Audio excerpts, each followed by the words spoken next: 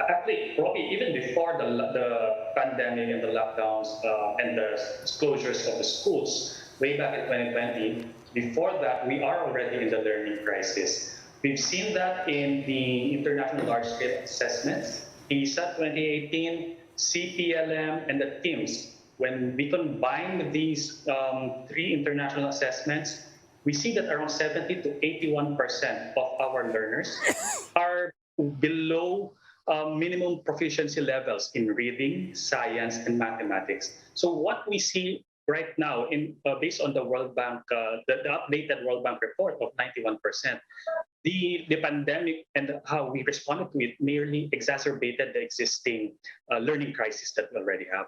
So if I may outline first the short-term strategies to address this learning gap, as I continually mentioned, no? Do that assessment, number one, assess, and number two, classroom level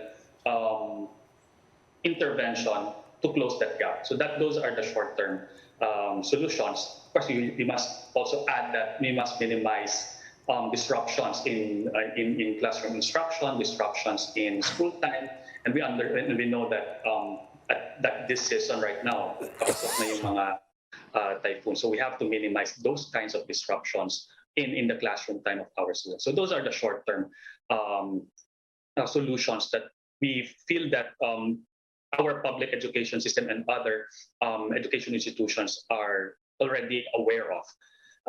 Now, if we go to the long-term strategies that we can do, we in PBED believe that we should focus on the early grades. Let's start them young, number one, as young as even before they go to kindergarten, right? Because pre-kindergarten, if we do properly our early childhood care and development, our ECCD programs, it is a great equalizer. It provides equity to our learners, even if they don't have that access to learning and development at home. But if they have that access to public ECCD programs, then once they go to kinder and then they go to grade 1, most likely they should be able to read na.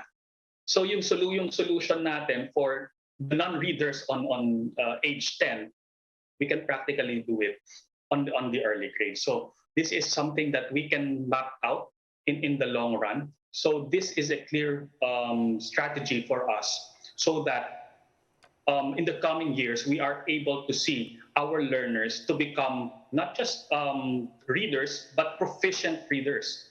No? And proficiency, it will channel through their proficiency in reading, in science, and mathematics. We see the association between them not understanding the text that they are reading in the exam and not answering properly in the science and mathematics. In PISA, practically yung 81% na non-readers, ganun din yung naging score natin sa science and mathematics. 81% din yung low performers natin doon. So it channels through. We have to build a population, our generation of readers.